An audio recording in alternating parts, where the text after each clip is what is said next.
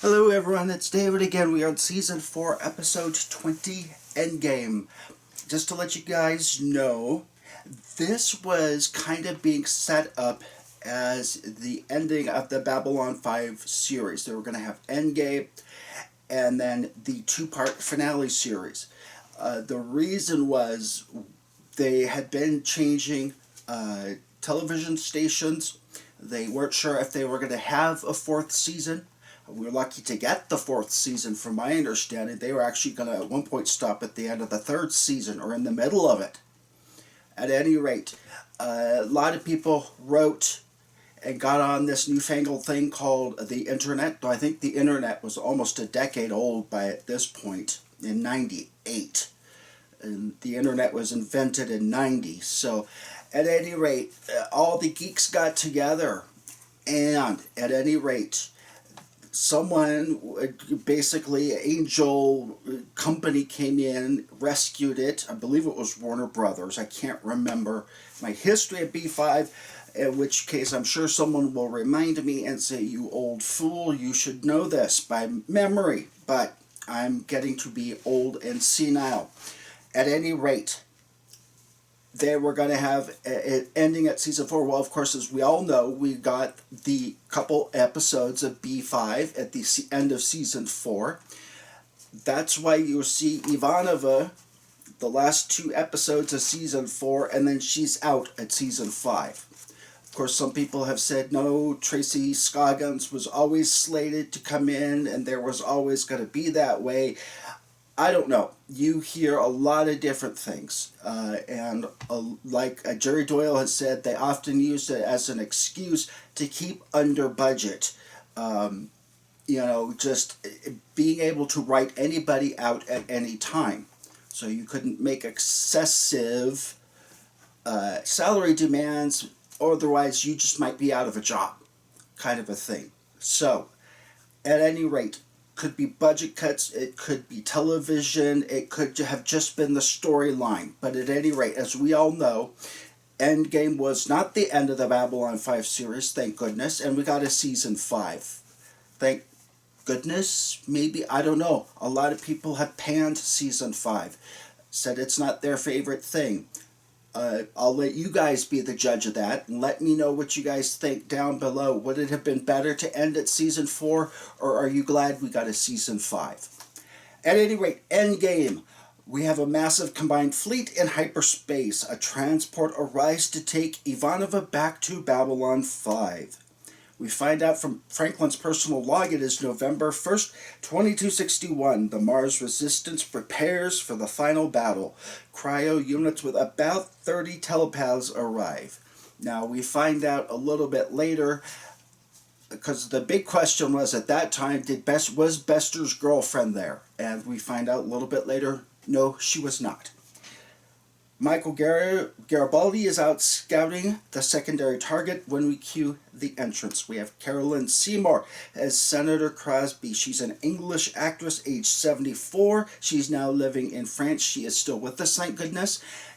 And she has had multiple, her IMDb list is extensive in both the United States as well as in Europe. And she's all throughout the Star Trek universe. Sadly, only just one guest role in the Babylon 5 universe, but kind of an important role, even for a minor one. The Earth Alliance fleet commanded by a general who has taught Sheridan, I should say, at the Academy. So it's getting real personal really quickly. My own brother-in-law, I had a family member who was a colonel in the Union Army, the Northern Armies, as well as a family member who was a colonel in the Southern rebellious armies in the southern states during the American Civil War. So these things happen. That's why they're called civil wars. Lita is fitted with implants so she can wake up the cryotelepaths and have them do their dirty but necessary work. Or is it necessary? Was it necessary to take them out and do what they did? Or did they meet a more humane death this way? So put your thoughts down below. I go back and forth on that. I really wish they hadn't used them, though, because I think it would have been more humane. Maybe it's because I was a nurse and taught never to take the life of a patient, kind of a thing. At any rate, Marcus starts the attack run on Mars. Lita awakens the cryotelepaths to become one with the machines. And Lita's got the black eye thing going. And as I said before, when Lita gets them dark black eyes, things are just not gonna go well. Marcus goes to a terminal to search the B5 keywords: death, terminal illness, and extreme measures. And we find out towards the end why he was searching for that. After disabling the Mars fleet, Sheridan jumps to the Earth beacon. Marcus finds out about the alien healing device from earlier and ends up tricking Linear to get on a shuttle to go to Delen's ship while he takes the White Star back to Babylon 5. And because they are still jamming all communications, Sheridan or actually nobody can warn Babylon 5 to, hey, stop Marcus from doing what he wants to do. At any rate, Clark is seen writing something as Sheridan is pleading for whomever to rise up and overthrow him. The planetary defense system is activated. And who goes to arrest President Clark but a Romulan?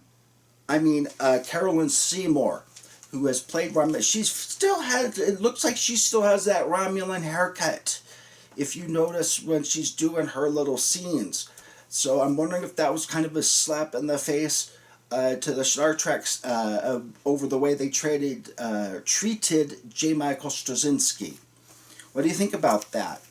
At any rate, the defense grid starts firing on the ship when Clark commits suicide by shooting himself in the head.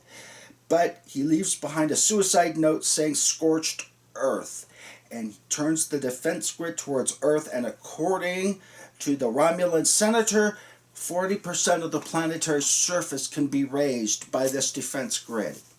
So Sheridan and the remainder of the fleets end up taking out the Earth defense grid.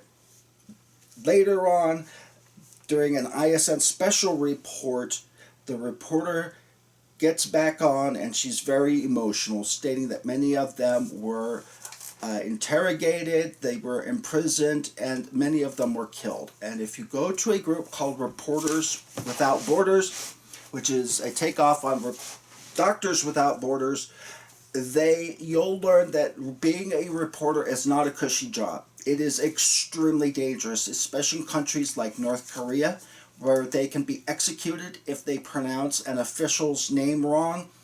Eritrea, a lot of those countries. A lot of countries are going through civil war, and someone has to report on that. Of course, to report on a civil war, you have to risk being shot at. At any rate, reminds me a lot of, especially Dan Rather breaking down during the 9/11 reports, even as some of the attacks were happening. They're trying to maintain their composure, but at the same time, when you watch and you realize hundreds of people are dying right in front of you, it's very hard. I couldn't do it. Yeah, having been a nurse, I would probably just leave my headset and run out to go help people. Because that's kind of what they do. And in fact, Dr. Gupta, Sanjay Gupta, got in trouble over that with CNN. He was a neurosurgeon, and he happened to be going by this hospital in Afghanistan, and a soldier was there, and a doctor recognized him at the local MASH unit, and he was talked into coming in to help out with the surgery. And a lot of people were saying, you're supposed to be a reporter, you're not supposed to get involved in the story. So, at any rate, the med lab staff are all knocked out. Marcus has the healing device, and he says, I love you, as he slowly drains his own life energy to help resuscitate Ivanova, his one true love. At any rate, lots to discuss down below. Like, comment, subscribe, and share, and I will see you next episode.